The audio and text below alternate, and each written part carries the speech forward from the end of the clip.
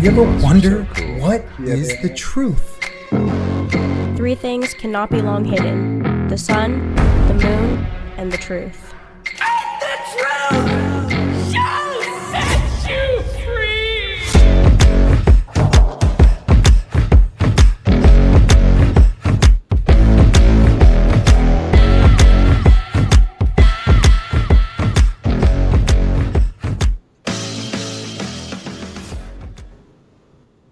All right, guys, welcome to another episode of Point Blank Truth Podcast. Thank you so much for tuning in.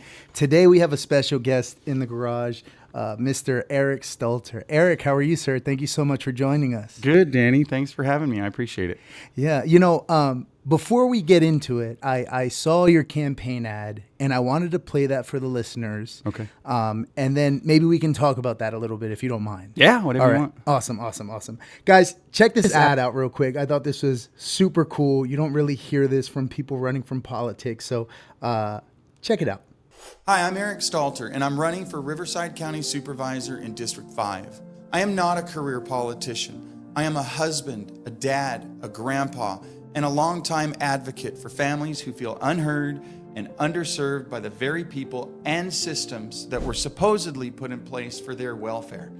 For years, I've stood on the front lines, helping parents navigate a broken system, fighting for transparency, accountability, and justice.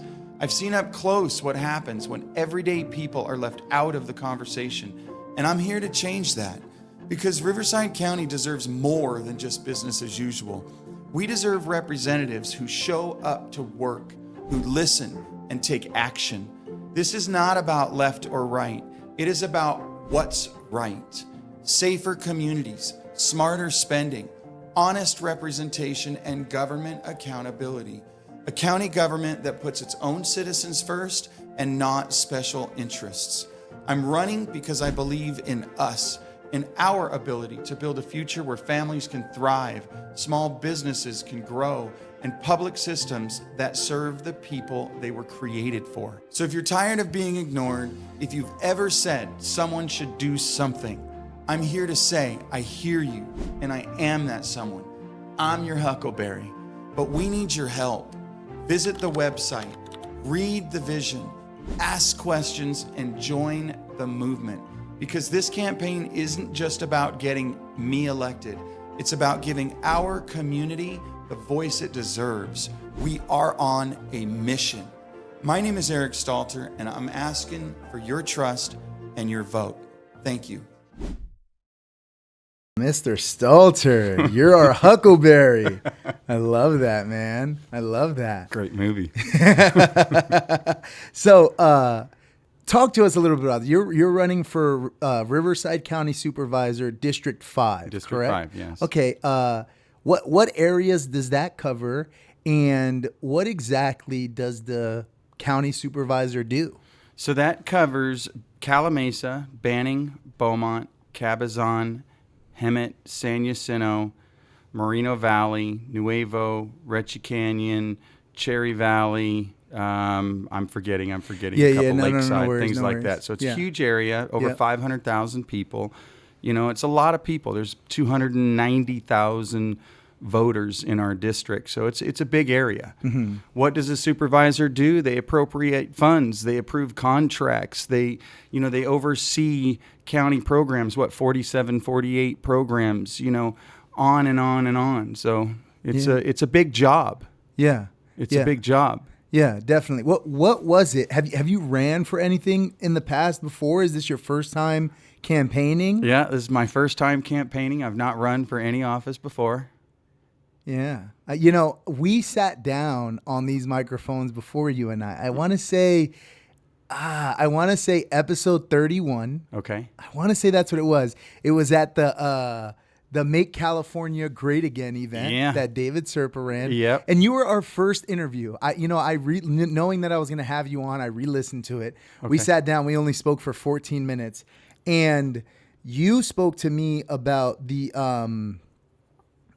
what's the organization that you Civil Review Board. Civil Review Board? Yes, sir. Is that still a thing? Are you Oh, yeah. still in charge of that? Yes. How's that been going? It's going great. The Civil Review Board, and the Civil Review Board is the vehicle, is the mechanism that gives me. You asked me about running for office the first time. This is the vehicle, like I said, the mechanism that gives me a unique perspective on government and a unique ability to do exactly what I'm running for.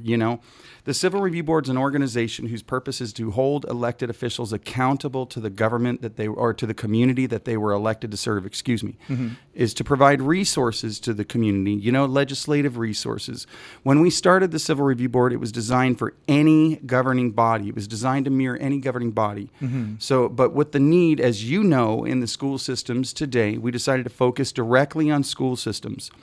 So that's where our focus is currently, but it's to provide resources to the community in form of education, code training, like I said, legislative resources, school choice referrals, legal referrals, curriculum transparency, on, and to raise community leaders, people that are willing to expose themselves to the community, get out in front of the community, stand up for righteousness and for truth, protect the children, protect the family, and speak it, man. Say it, because if we do that, we'll get to doing it. Yeah. So, and then fourthly, it's to work with teachers, students, and staff in the system who expose hidden curriculum or behaviors that are not in the best interest of the student or family. So right now, we currently have 5 chapters. Those 5 chapters serve the communities of 10 school districts, all the way from Palos Verdes to Yucaipa, Calamasa, up to Cajon Valley. So we got a lot of people, a lot of volunteers working very hard and working together to hold our elected officials accountable, our school board representatives, again, particularly in this case. So we've been doing this for about almost 6 years now. It's a lot of hard work. It's consistency. Holding your government accountable is a participation sport. We've all got to engage in this process, and we have to do it with dignity. It's great that we're all bent out of shape with something, but there's got to be solution in mind. If we don't carry solution in mind and in heart, we'll never get there. If we're always preparing for war, we're always going to be at war. So our whole philosophy is to seek that solution, have the solution-based conversations that lead to solution-based activities. And that's why, because this whole thing's given me an opportunity not just to work with community, but to work with pastors, to work with community leaders, to work with city officials, to work with school board officials, to work with administrators, all the way up to the state legislative level. So I have a very unique experience in bringing these people together, putting things on the table, and working through them towards the solution. Yeah. That's incredible. And, it's funny is when we sat down last time, hearing you speak, it was like, that's like exactly what we're kind of trying to do in Temecula, like is keep people informed, keep people in the loop, because I noticed that's why people don't really get involved in local politics. And I think it's the most important thing to get involved in is people feel like, I don't really know what that looks like. It's intimidating to go to a school board meeting, and they don't understand like there's an agenda and this is the way it works. And there's comments for agendized items. And when you speak to those items, they have to be about those items, but then later on they will be public It's like there's so many nuances to a school board meeting or a city council meeting. And I noticed that was the bridge that I struggled with in Temecula is getting people to show up and understand like, hey, these meetings are for us. And when we don't show up, we really don't be represented. We're really not being represented. I mean, it's not enough to just do your due diligence the day before the election and read through campaign ads and then go and vote. And then, oh, I voted for that guy. He won. Cool. And then you go about your life. No. We have to show up. We have to speak out. We have to support these people. We have to make sure that the things they ran on are being represented. And I think that's what our country's missing, like just on a national level. You go to any school board meeting, there isn't a full house, just generally speaking. Or you go to any city council meeting, most of the seats are empty. And I tell people all the time, like in the 1800s, people were riding on horseback, to go to their city council meeting. They'd ride 10 miles on horse. Let's see what policy they're making. I'm going to make sure that my freedoms aren't being encroached on, And now it's like we kind of just forfeit the trust. And I think that's why our country is where we are right now, especially California. Well, we're truly the frog in the boiling water is what it is. We've inserted ourselves there. We've allowed it to take place. We can't ignore that we have collectively allowed from generation to generation our government overreach to just keep on going, keep on going, keep on going. And the water's boiling, and we're staying in it. And so now it's time to use that dignified behavior, that strength that God gave each and every one of us. You know, our mission statement for the campaign is we are on a mission to serve, to speak, and to act. And all of those things require one thing, just one. They don't require knowledge. They don't require much of an education. It's wonderful to educate ourselves. We should continue to do that. I read books every single morning because education is important. But what I'm saying for this conversation is that those things are not necessarily needed. What we need is courage. What we need is consistency. So when we go on our mission to serve, to speak, and to act, we will accomplish something together. The other side of that is, like I said, generationally, we haven't taught you guys, the younger folks, how important it is to be civically engaged because we were lazy with it. You know, that's my responsibility. When I was going to school with my 5 children, 3 children of my own, 2 stepchildren, when I was going to their school, I was going to play days, man. I wasn't going to board meetings. I was going, going and having fun. I was doing what I was doing with my kids. And I wasn't thinking about the importance of setting up for the next generation. When you go to the park, your job is not just to go have fun at the park, it's to clean it up so the next round of people that come to the park can have a good time too. Yeah. And we have failed the next generation in that. So that's something we got to get to. I want to say that I think it's what you just said kind of blows my mind a little bit. It's very rare to hear the older generation take ownership of like the missteps that, and again, it's not your fault, but just generationally, like I agree with that, where it's like my parents weren't really involved in my education, but again, there weren't as many, there wasn't as much of a cultural influence on my education where there is now, you know. The public school system looks slightly different. And I think that that's huge, especially because the fact that you're running for Riverside County Supervisor and you're saying, hey, I have some responsibility on the lack of knowledge of this next generation and the lack of engagement and wanting to be involved.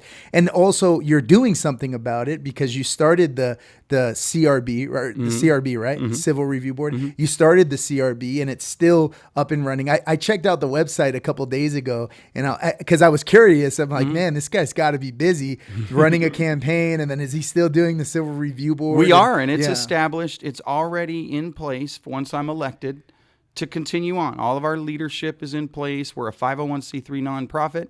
So all of that has been established. We're ready to go. So once I'm elected, we just plug in the people to where they need to be, and we're continuing on. And, you know, I can do more things than one. I can still serve as a consultant or whatever I need to do on the Civil Review Board on the side. My primary job once I'm elected is to serve my constituents, and that's exactly what I'm going to do. So talk to me a little bit about where you're from. What are you from? California? What brought you out here? You know, when did you come out here? Talk to me a little bit about Been here all my life. I was the first of, there's 7, I have 7 of us in our family, brothers and sisters, and our parents, obviously, so 9. I was the first one born in California. I was born in Corona, raised in Yucaipa, Calamasa. And my younger brother, we were the only 2 born in California here. So the first 5 to my sister were all born in New Jersey. So, Jersey. Yeah, Jersey. So I never got to experience it, but they did, you know. And so I was first one here. Like I said, born and raised here. I love California. It is my home. I love Yucaipa, Calamasa. It is my home. I love Riverside County. It's my home. You know, on my way here, I was going down Washington. That's Vail Lake over there, what used to be Vail Lake. my good friend and I used to, man, as soon as we got our driver's licenses, we were coming from Calamasa over through Sunnymead and hunting rattlesnakes all over Vale Lake, man. That place was cool. It was the greatest. So I love this area. And, look, I'm a dad. I've got, like I said, 3 children of my own, 2 stepkids. I've been married to my wife for 21 years now, just over 21 years. We have 8 grandkids together. It's crazy. I'm 56 and I got 8 grandkids, 3 COVID babies. So what were my kids doing during COVID? Yeah. So I've got 3 COVID babies, but they make life different. Grandkids, they do, and kids do too, but it's a totally different experience. I'll get to that later, but I'm a businessman. I'm a real estate broker and investor. And so business is important to me, and the failure of county government to support our businesses, the very machine that feeds us, we don't take care of, we take advantage of from a government perspective. I was thinking about that on the way down here. Our county government is not set up to look after the needs of our vulnerable. It is not set up to promote small business and development from local developers and business owners. It's not set up for that. It's set up, to be quite honest, to make shady backroom deals. Yeah. But we'll get into that. I kind of drifted in the conversation. No, it's okay. Yeah. But it is what it is. Well, our last episode, I started this new segment called Dad's Talk, because I think that dads, we don't really get our flowers in life. You know what I mean? So I want to provide a platform where we sit down and I talk to guys and talk about fatherhood and what that looks like and what our belief is. So I always think about that, is like being a grandpa has to be something that's such a unique experience, because it's like it's your flesh and blood, but it's not necessarily your kid. You're allowed to spoil them, and that's got to be something that's so rewarding. And you have 8 grandkids. That's crazy. I do, and it is totally, like you said, it's a different role. And to have your dad's hour or dad's time, it's really, really, really important. It's really important that we understand our role as men, that we don't get weak. Sorry, man. Some people may not like this conversation in going there. And I, as you were talking, I pulled up a word that I'm going to share the definition of. Please. May not be appreciated, but I'm going to do it anyhow. Dads need to be allowed to show their strength as dads and as protectors of their families. They need to allow their boys to play in the mud and fall asleep in the dirt. There's this thing that dads need to be, I hate to say it, but feminized. Even in the church, we're supposed to be weak. And they talk about the turn the other cheek thing. I'm no theologian, but my guess is back in the biblical days, turning the other cheek didn't mean, oh, go ahead and hit me there too. I think it was probably more of a dare than it was. I see. You know what I mean? Like, try it again. Yeah, like, did you just hit me? Yeah, do me a favor. Do that on this side. Yes. Yeah. And even it out. Let's see what happens if you. Yeah. So I think I never looked at it like that. I don't know. That's kind of my take, because I think that God is a powerful God, and I'm not saying we go out with this violent nature. No. Yeah. I'm saying go out knowing. What was it? Peterson. Yeah. He's got great. Snippets on that stuff, and it's very, very true. Yeah, he talks about something that's one of my favorite conversations, where he says, like, we have to be capable of danger, and then he talks about the biblical phrase, "The meek shall inherit the earth," and then he explains that meek, we have the wrong representation of what that word is in the context of that time. Right. Because he said a better definition of the meek shall inherit the earth is you should know, being meek means you know how to use a sword, however you keep them sheathed. Yes. And it's like, yes, you should be capable of great violence, but you should have massive control over your ability to do that. That's exactly right, because then you're just reckless. No, exactly. But I do think that a man, a father, a dad, I do think that we are supposed to have a certain strength about us and a certain confidence. And weak dads raise weak men, and weak men are the worst of our culture. I mean, they're afraid, they're fearful, they don't know how to act, they don't know how to deal with stress. As a man, these are all things that you have to learn. And then when you become a father, you have to teach your sons how to do it and how to deal with that. You know what I mean? So I don't know. I feel like I'm stealing your thunder here. You're 'cause not stealing my thunder. You pulled up the definition. No, on your phone. it's good. We'll get to it, but you're not stealing my thunder at all, because I think these things are important. There's the value of dads and men. There's also the value and importance of a strong woman in the home. I mean, what is it in the Proverbs? Again, no theologian, but we've gone somewhere, and I like this. Yeah. It talks about the wife.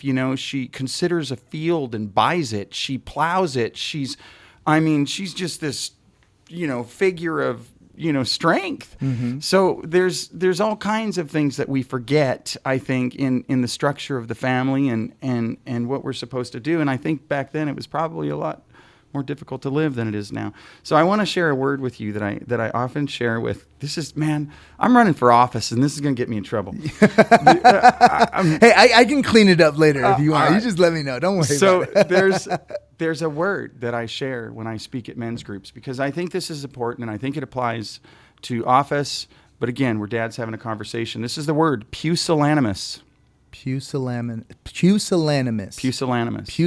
We're talking about men. We're talking about dads. Yeah. Lacking courage, cowardly, destitute of manly or courageous strength and firmness of mind, of weak-spirited, spiritless, cowardly.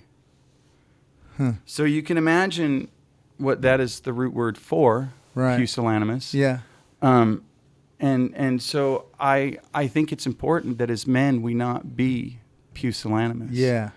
And that we show courage through love and through grace. And that is another reason why I fully believe. And I won't accept people's arguments that, have you been on city council or a water board? These are ridiculous arguments to me. Yeah, as if that is a requirement. That's a qualifier. For the yeah. I mean, you want to tell me that I have to have experience in deceiving you and corrupting, look, our government's broken. We've had the conversation. Everybody knows that I'm not saying anything that people are going, oh my gosh, it's broken. It's broken. Yeah. We know it.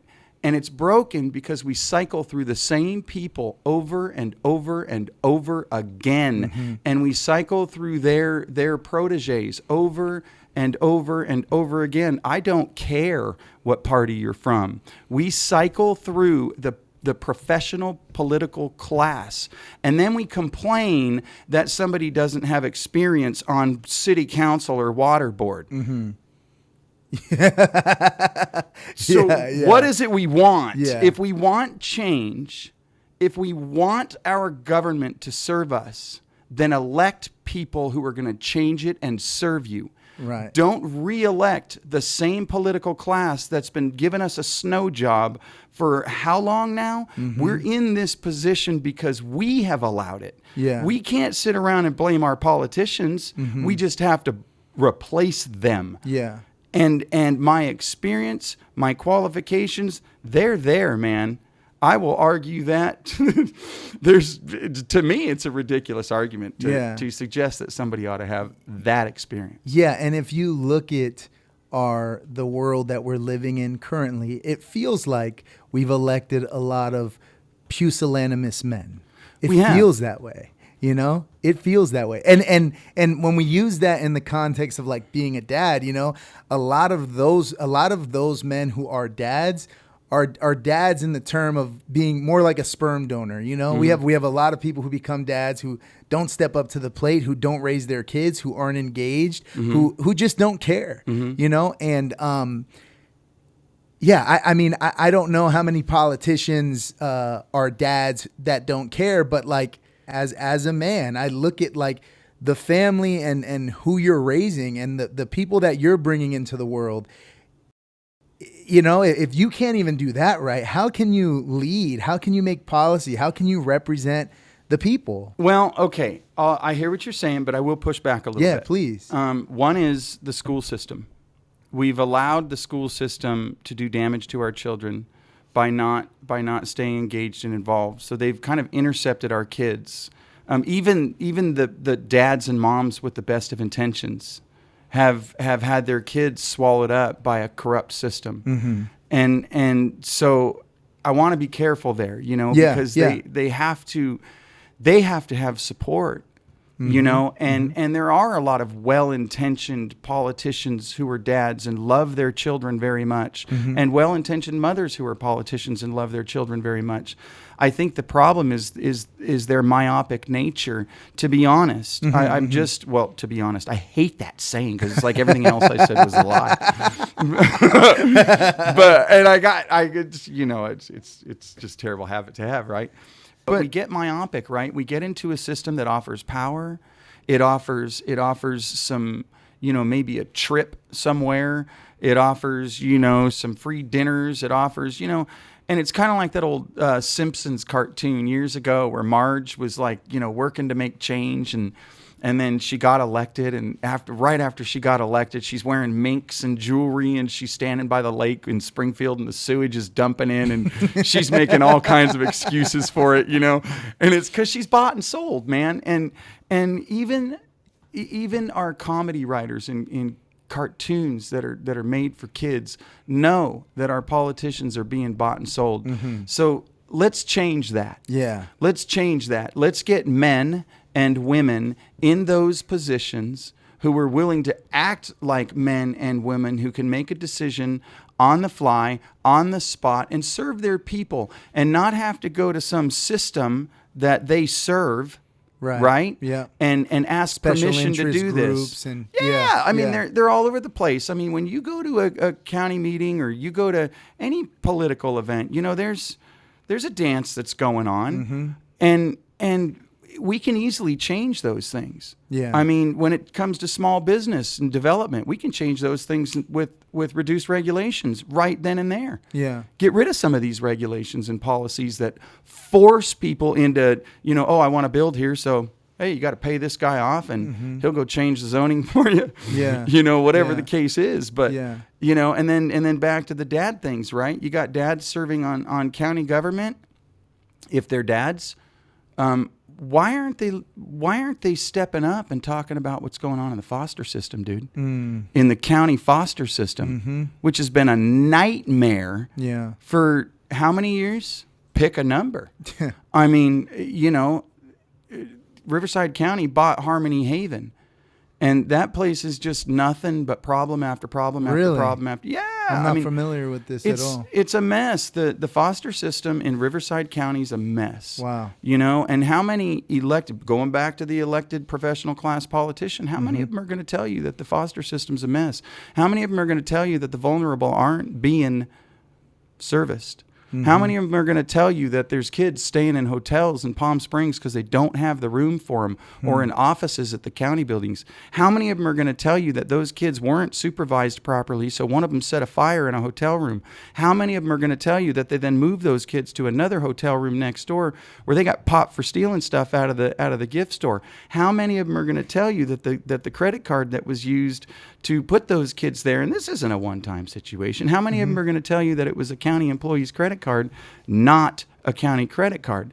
So when we have these kinds of issues, and then we want to play political games with the people, spend their money, create a problem so that we can create the solution to spend more of their money, not service the children, put up, build, situations of kabuki theater. Am I speaking like a politician yet, man? Or am I just speaking like somebody who's kind of had it, Yeah. And am really just here to make a better way for not just my family through the perks that the political life gives a lot of these people, but for my neighbors, man, for my constituents. But they make it, I'm telling you, Danny, they make it difficult to run for office. It's not an easy process, right? I mean, you get the warnings, they're going to come for you. Yeah. Okay. Yeah. I mean, Yeah. Okay. Yeah. I mean, yeah. You know, what are you supposed Bummer. to do? Yeah. You know, it's crazy because I do see this new wave of politician, and we played your video earlier, and there's this new wave of not even politicians, of people who are running for these positions who are not politicians. Right. And you can hear that in how they speak. It's like you forget about political party. What are you going to do to fix the issues? Let's talk about the issues. Let's do. So many people focus on like political party, right? Like I talk about this a lot is, you know, there's a ton of people who voted.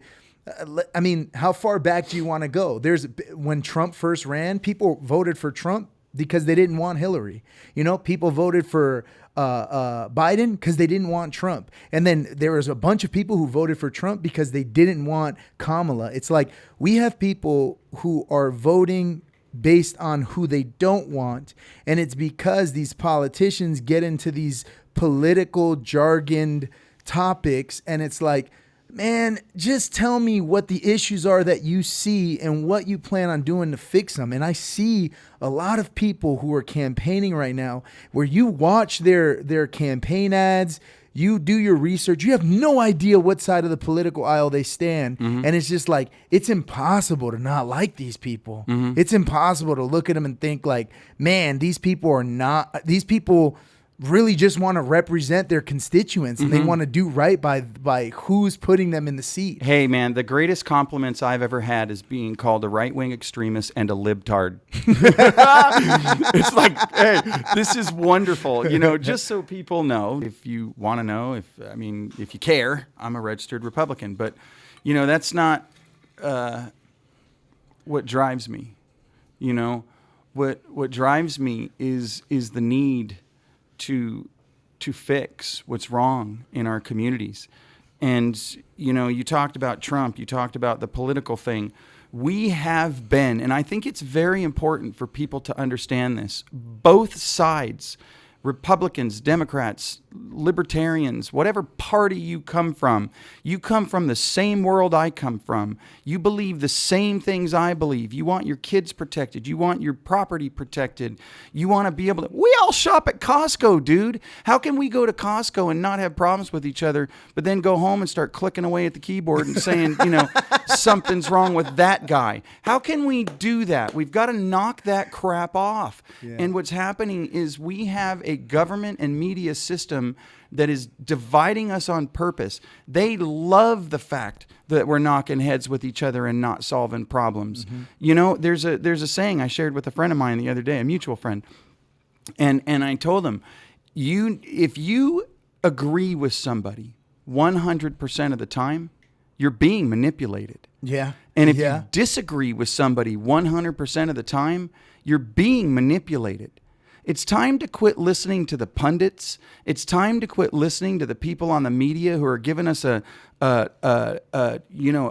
story. Yeah. Every single one of us has watched those clips about all the news pundits saying the same exact lines and then blah, blah, blah, blah, blah. On both sides, through COVID man. And all that. Yeah, that's true. Yeah. You know, we've all watched that. So we've got to come, you and me, your neighbor, my neighbor, I don't care who you are, I don't care what you look like. We are all human beings with the same desires, and we need to get on that board, on board with that. We need to jump on that boat because they're not messing around with us. Yeah. And we think that we're going to be all self-righteous in our political views. It's just ideology, man. It's just divisive ideology. And so instead of getting on my soapbox, I'll tell you that divisive ideology is not what I'm here for. I'm here to serve that 80% value factor. Yeah, we can disagree on the stupid little things like what color you paint your fence might piss me off.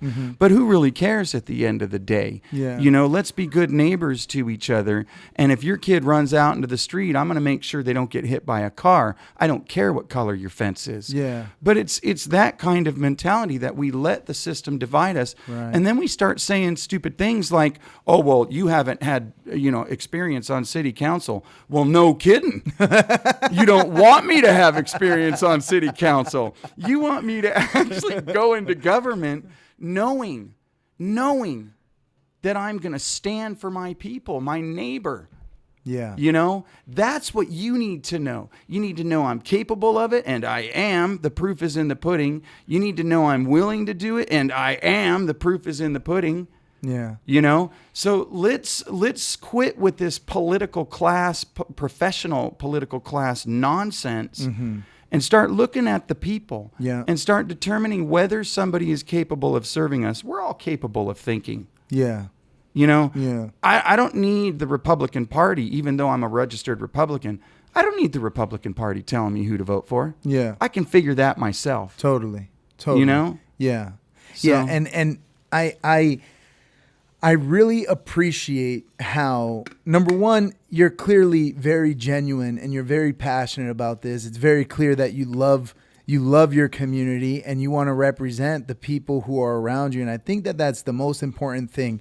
It's so funny how, like, I just put out a clip recently. I loved it. It was a really dope clip. And I didn't talk about politics. I literally say it's not about left versus right. It's about the issues at hand and what it looks like for the average Californian. And it's like people were in the comments calling me racist. And it's like, there is nothing that I said that can lead you to that conclusion unless you are just stuck in this echo Manipulated. chamber of information. Yeah. Manipulated. Yeah. It makes me sad, dude. You know, like I fought for this country. I went to another war and I would have died there if it called for it. I lost a lot of friends over there. And then that war was pointless because we gave that country right back to the enemy. And we talk about legitimizing that enemy as a legit government. It's like, what did my friends die for? What did I go over there for? What, you know, so it's like, I'm very passionate about what our country is supposed to be.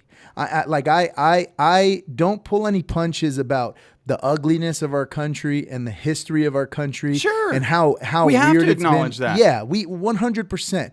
But I also hate how we don't acknowledge how far we've come. We don't acknowledge how divided we are not. Well, you know? Do we sit around with the recovered drunk and talk about how shitty he was when he was a drunk? Yeah, that's true. Do we do that? No. Or do we celebrate his sobriety? Right. Do we tell the kid who dropped out of college and thought he was gonna make it in the big leagues that he's oh, you made a stupid mistake, you blew that. Yeah, Do we sit around yeah. and tell them that, or do we celebrate that they chose a different career in life? Right. What is it that we're supposed to do? Living in our mistakes is the wrong way to live. Learning from our mistakes is the correct way to live. Right. And anybody, in my view, that wants to argue this we're so bad thing, really just is they're picking their peaches for their fuzzed up good. Yeah. Because it's just ignorance. Yeah. And we can't go too far with ignorance, man. We've got to look at the facts before us, and we got to make decisions, and we got to serve our people. You served in the Marines. Thank you very much for your service. Thank you. It's appreciated, and it will always be appreciated. And now what we have to do is make sure that it continues to be appreciated by teaching our children we're teaching our kids hate. In everywhere. Again, the divisiveness, the groups, enough. It's again, you want the same things I want. Right. If you and your neighbor are being honest with each other, you want exactly the same things. And nobody cares what they're doing in their bedroom next door. That's a big old thing. Yeah, it's a pie in the facade. sky, Yeah. I'm a believer in live and let live, man. Like if whatever you want to do. A little bit of a libertarian. I'm a registered libertarian. Yeah, I'm a registered libertarian actually, and it's funny is I've never voted for a libertarian, but I'm a registered libertarian. I seen this quote. It said, I want all the gay people to be able to get married, have as many guns, and smoke their weed. You know what I mean? It's like that's like my belief. That's like the best way to describe like how I see it. Is like live your life, man. If that's how you want to live, then who am I to tell you no, or who is anybody for that matter to tell you no? And or I'm you telling shouldn't. you, Yeah. if I live next door to you I'm going to look out for you. We don't have to barbecue together. Right. But I'm going to look out for you. Yeah. It's the way it works. Right. That's the 80%. Now, let's start assuming that or stop assuming, I apologize. Let's stop assuming that our leadership knows what's best for us. We know what's best for us. Yeah. You know, you asked earlier what I was running on, and we've dude, I could talk to you for hours, and you'd have to clip this thing up just to get a 4-hour piece out of it. Right? We talk about safer communities. Oh, the cliche, everybody wants safer communities. But how do we get safer communities, right? We got to deal with the homelessness problem. We've got to deal with that. We've got to acknowledge that we have one. We've got to acknowledge that there's some profits in places being made more than likely. Yeah, absolutely. At the expense of homeless people. You know, I can't go making accusations, but it doesn't look good. Well, I mean, just on that topic alone is like there are jobs that taxpayers are paying for to fix the homelessness problem. And those positions are making $200,000, $300K a year.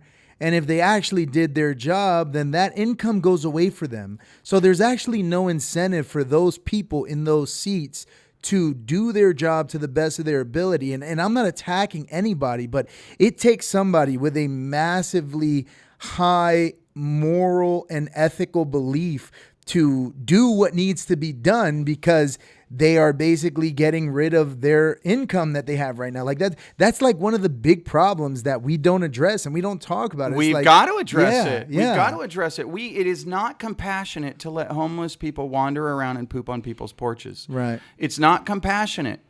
Because somebody's going to hurt that person when they catch them. Exactly. Number one, they're out there using drugs, drinking. You know, it's not compassionate. They're stealing things from people because they need it. That's not compassionate. I mean, and everything is so intertwined, right? Like we have a homelessness issue, and we have a drug abuse issue, and we have a mental health issue. Okay, going back to public safety.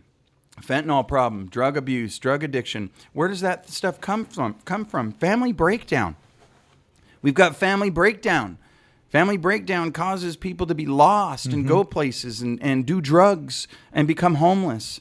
It causes the foster system to be overloaded with kids, which is weird because if I'm correct in this statement, I believe we have twice as many families that want to adopt them than we do as kids in the system. Yeah, isn't there a lot of red tape to adopt? Oh, dude. I mean, come on. You can't just be handing out kids to anybody, right? Yeah. But let's be realistic about this.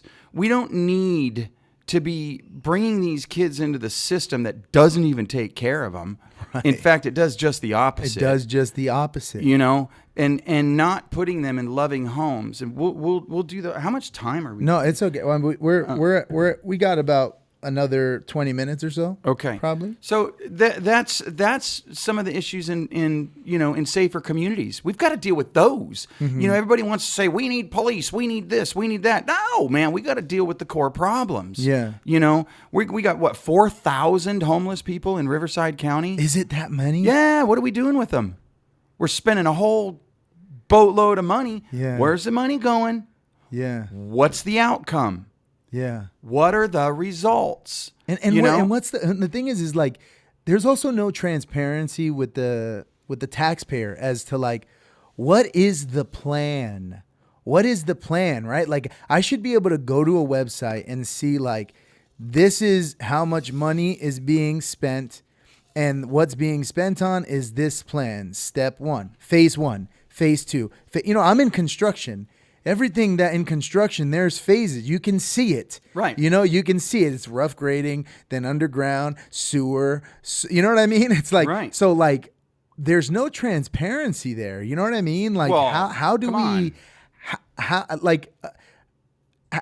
do we address it? We've got to be transparent. Well, a couple of ways. Number one is we got to reduce the regulation. We got to reduce the things that cause this stack of paperwork to sell a 1984 Buick to my neighbor.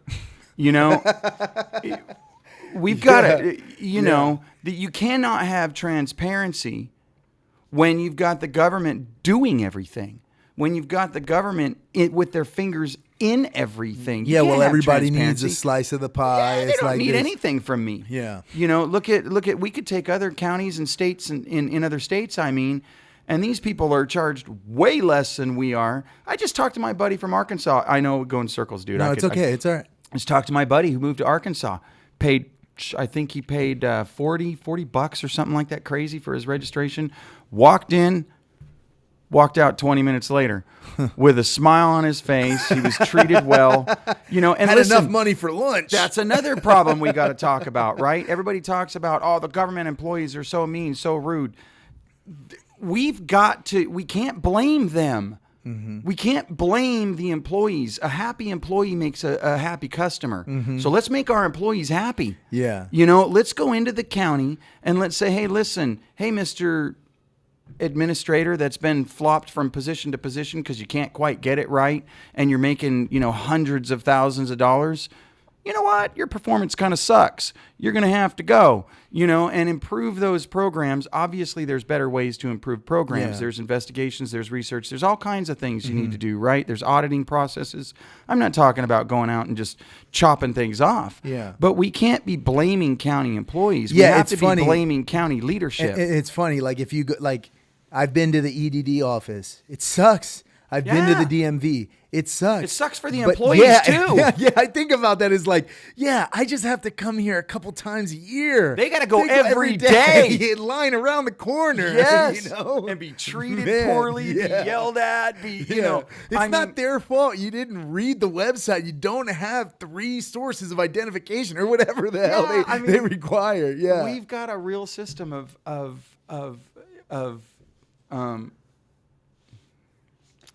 gosh, it's just not correct. Yeah. You know, so I mean, moving on, we've got all those. Those are public safety issues, right? We can't just talk about fire and police. There's so many more things to this. Yeah. You know, and then you've got the other part of that, efficient social services. The 3 things that I talk about a lot: safer communities, efficient public social services, or efficient social services. And I talk a lot about the foster system and CPS and things like that. But really, here's the deal. You know what, Danny? If we cannot, as a community, or our government at the very least, which is who we're putting our faith and trust in, if our government, those in charge of the vulnerable, those children in the foster system, if those in charge of those children in that foster system refuse, because it is a refusal, to properly look after them and to do everything in their power to make sure that county resources are put in place to keep those kids safe and loved and housed, what are they doing right? Right. If they can't do that, what are they doing for us? Yeah. What are the seniors getting? Mm-hmm. Are they getting scammed by the county too, just like they are all the calls from wherever the calls come from? Mm-hmm. Are they? Mm. You just said transparency. How can you know? What about the disabled? What about the veterans? Yeah. Yeah. What about the after-school programs that our schools send to the county? The county, who's in charge of those kids and what's happening there? What about again, going back to the businesses, how are the small businesses being looked after? Mm-hmm. How are we taking care of the engine that feeds us through the small business community? We're not. We're taking advantage of it at the county level. Yeah. So all of those things are important. And then you've got government accountability, and we've already talked about a lot of those things. Government accountability is important. It's important. You know, if we are not holding our it's probably not something we want to get into, but there's a lot of that going on right now, where they're just battling with each other. Mm-hmm. You know, some of them don't show up to a vote. Show up, dude. Show up to the vote. Yeah. Speak your mind. Yeah. Why is it always 5-0 votes? Right. Yeah. That's a good point. You know, there's you know, people go in and they speak to the county and they say things at the podium, and it's wonderful. We need to keep doing that, and more people need to keep doing that. 5-0 vote. 5-0 vote. 5-0 vote. 5-0 vote. Yeah. What do you think it is? You think that there's right now, just because a lot of special interest groups maybe are involved. Everybody's kind of greasing their palms. Like I know, like even to start a business in California in general, it's like what a nightmare that looks like, you know, like all of the fees that you have to pay, everything that, like even to just lease a building and then all of the taxes on top of that. And then there's like, I just bought a car and it's like, I paid a state tax and then I paid a county tax and then I paid a city tax. And it's like, what is this? Why what are we is doing? it that we're okay with? Why is it that we'll spend so much of our time arguing with each other rather than think about exactly what you just talked about? Mm-hmm. Why is it that the political class, the professional politicians are not struggling, but you and I are? Yeah. You know, I mean, everything we buy or people buy, what is it? The average person is $400 away from bankruptcy. I think I'm closer to $200. The average Californian is like $400 away from bankruptcy. That's crazy. And Crazy. our county government just got a 29% raise here recently, and they got a new budget of almost $10 billion. Why? Why can't we spend the money we have wisely? Why can't we say in this time of need, hey, you know what? We're going to cut back. We're going to give back a little bit to our constituents who have taken care of us. We're going to reduce the expense of business ownership so that more people are empowered and encouraged to go out and start a business and don't feel like they got to give over 25% to the Gestapo. Yeah. You know? Yeah, that's what it feels like. Well, it is. It's what it is, man. Yeah. It's the Gestapo. The county government should be supporting local business. The county government should be encouraging local business. If you're going to tax us, all right, we should all chip in something, right? We want roads, we want police, we want all these things. We can't just expect it for free. So let's, we can have that whole, constitutional argument and all that stuff. But if we want things, we got to pay for them. So let's figure out how to do it, but in such a way that we're not paying people to tell us those things are being done when they're not being done. Yeah. Dude, drive onto any road in Riverside County. You're going to hit a pothole. Mm-hmm. Yep. Let me ask you, are you worried at all about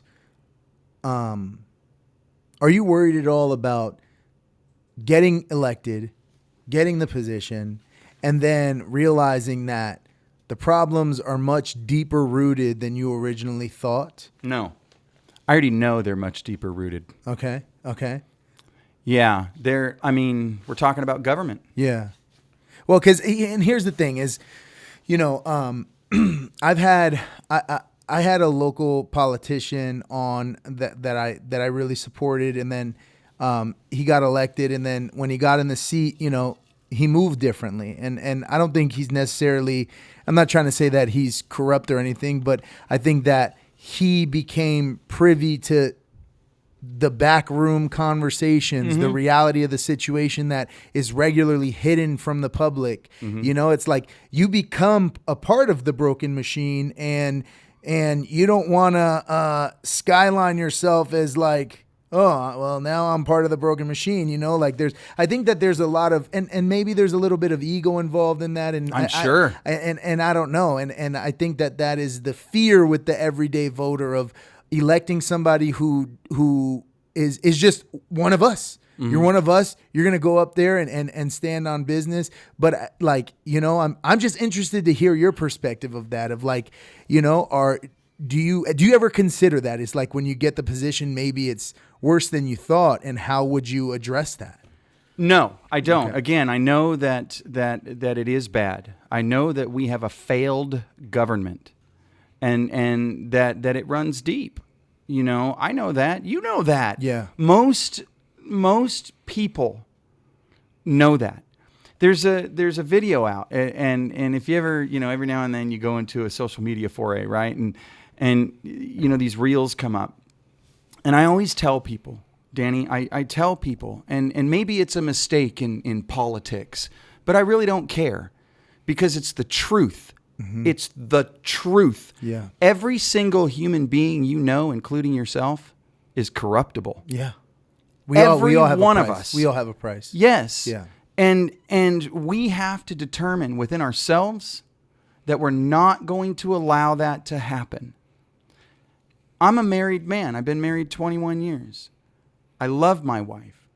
I'm still married because I haven't cheated on her. Yeah. And she hasn't cheated on me. Right. And why haven't we? Because we're corruptible people, right? Yeah, Why haven't we totally. cheated Yeah. on each other? Yeah. Because we keep our minds focused on that, man. We don't put ourselves in situation that could bring us harm. Yeah. We don't go driving down the street on a 2-hour trip with a person of the opposite sex. Right. We don't go to a bar with a person of the opposite sex. Yeah. We don't sit in an empty room or a park somewhere with a person of the opposite sex. Mm-hmm. We do everything we can to avoid these things. We're human.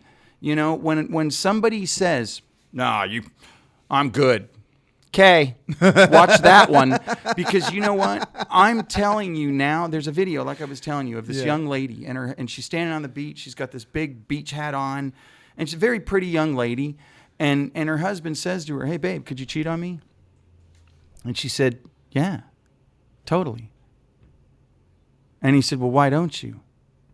And she says, "Because I don't put myself in that situation." She said, "Because I know that I'm a human with frailties, and I know that I'm capable of doing wrong. Yeah. So I don't put myself there." Yeah. And what I say to people is, I'm not going to put myself there. And how do I ensure that I'm not going to put myself there? I'm going to hold you accountable to hold me accountable. Mm-hmm. Come to me, man. Call me and say, "Hey, what's going on?" Yeah. You know, have they offered you anything? Mm-hmm. Yeah, Danny, they have. Mm-hmm. You know, Yeah. And well, you know, did you take it? of course not. Of course not. Do you Good, want- Eric. I'm proud of you. Yeah. You know, this is what we got to do. Yeah, I think that more transparency is needed. And I think that one thing that really helps you out is your involvement. Like, even though you haven't sat in a city council, is you know how it works. You Oh, know yeah. how it goes. You've been training the everyday person to go and hold these elected officials accountable. You understand that process of accountability and being held accountable. And I think that, look, I think it's really hard when you get into a broken system, you know? It's like on the topic of cheating, you know? It's like, look, we're all human, you know, and it's easy to cheat when you're not in that situation. But I feel like getting elected to a broken system is like, you know, spending a weekend in a strip club. You know what I mean? It's like, you know, the temptation is much different. Everybody is Of which doing I've never it. been, by the way. Yeah, no, I've never been. I've never seen the inside of a strip yeah, club. No, That's the truth, That's folks. great. But again, and maybe it's a bad analogy, but you get what I'm saying. Is like, do. you know, I once you get into that world, and this is something a lot of people tell me, like, you know, are you going to run for politics one day? I have no interest, because I feel like it's just full of snakes. You know, it's full of ugly, nasty people. And I believe that there's more power in the American voter. I believe that we, the people, really do hold the power, but we don't wield our sword enough. We don't understand the power that we have. We don't go and We're give afraid of public. it. Yeah, we are. We're afraid yeah, of it. Yeah, we're afraid. We're afraid of hurting someone's feelings and cancel culture, and maybe we get people upset at us, you know, and it's sad. I think it's a sad place we're in. I think that the power really does hold with the people. There's a lot of people who run for these positions because they want power. And the system is broken in that idea by itself, is the fact that these people who are running for these positions are running for the power, and they're not even really supposed to have the power. Well, it's the people that are supposed to have the power. Exactly, yeah. And they've vested that power in me as an elected representative, which I fully intend to be. That's where the responsibility comes in.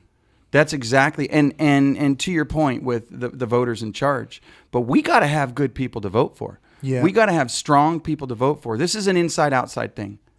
We got to work it from the inside and the outside. We can't be one or the other. Yeah. Because then all we're doing is fighting. We've got to figure out how to get inside the government.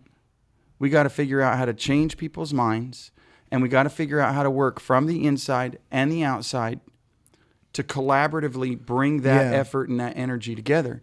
Yeah. You know? I think that a big issue that we have is transparency. I think that a lot of people get in these seats and then they're like, I don't really want to skyline these people. I don't really want to skyline the situation. Yeah, Let's you got fix to. it. You got to. That's we're gonna fix it. Like, let the people know what's going on.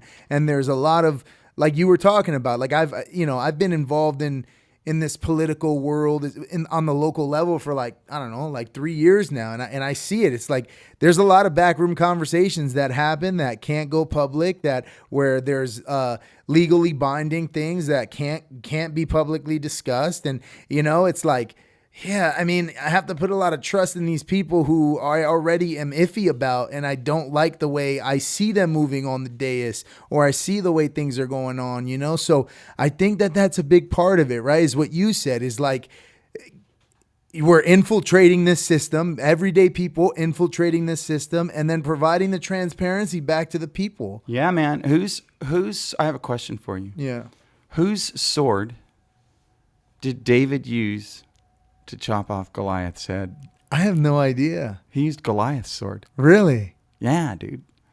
I David see. used Goliath's sword to chop off Goliath's head.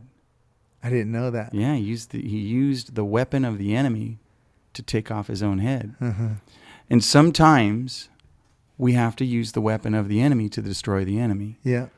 And Amen. and they've weaponized our government. And that's a fact. There are dirty people that have weaponized our government. Mm-hmm. People are losing rights. They're losing sleep. People are bitter. People are angry because our government is doing these things to us, and we're walking along like lemmings to the edge of the cliff. These are facts, man. I don't care what party you belong to. You're in the group that's going off the cliff. Yeah. Yeah. We're all in this boat. We are. Yeah. We Yeah. are. Again, we all shop at Costco. Mm-hmm. So let's go to Costco and be nice to each other, and then leave Costco and go home to our neighborhoods and not care about really a whole lot, but keeping each other safe and happy and cozy and warm. Mm-hmm. And working very hard, working very diligently, one with the other, to make sure that these nonpartisan seats in government at county level and at all other local levels are filled with people who give a damn about their community, Mm-hmm. and who are willing to step up and do the work. Again, capable.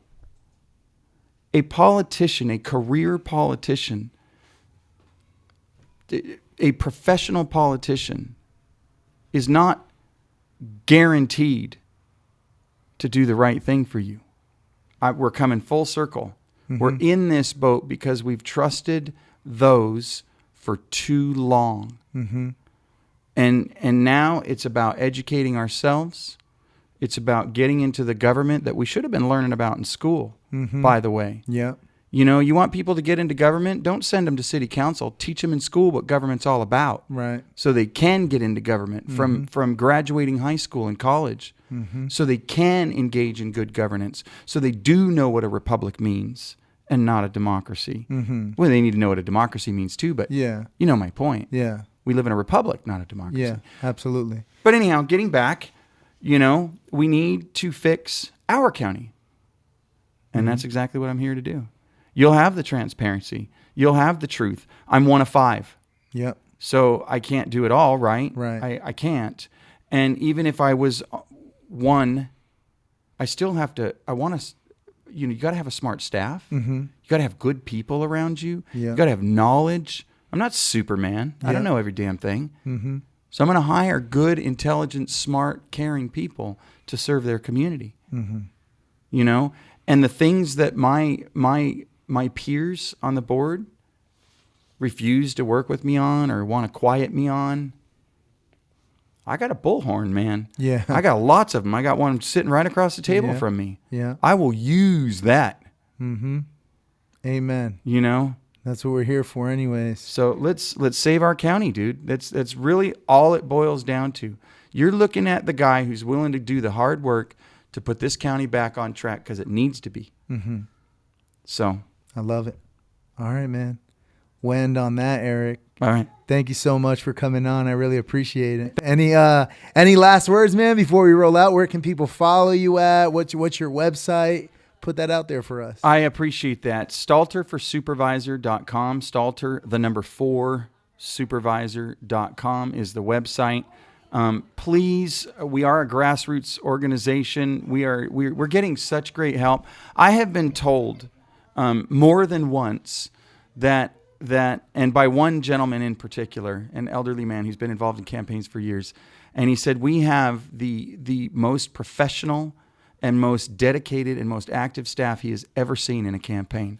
Oh, that's pretty cool. So we're working it, man. We're Yeah. working it really, really hard, and we're doing everything we can to make sure that we do what we got to do, right? But anyhow, stalterforsupervisor.com, that's our website. You can go there, learn about me. You can donate there. You can ask, you know what? My phone number, 909-557-6102. If you got questions, call me. Yeah. I mean, I'm going to answer. If I don't answer, leave a message. I'll call you back. But, I'm here to serve. So if you've got something you want to tell me that you're not being, taken care of, or you got a problem with government, I'll talk with you. I mean, I can't talk all day, every day, but I'll talk with you, so you can go there. I mean, what else you want to know? Yeah. That's great, man. Awesome, dude. Thank you so much. And I wish you luck with your campaign and your race. And hopefully we'll have you on again soon. Yeah, let's do. All right. Okay. Cool. Thanks, dude. We'll see you guys later. See ya. Great, man.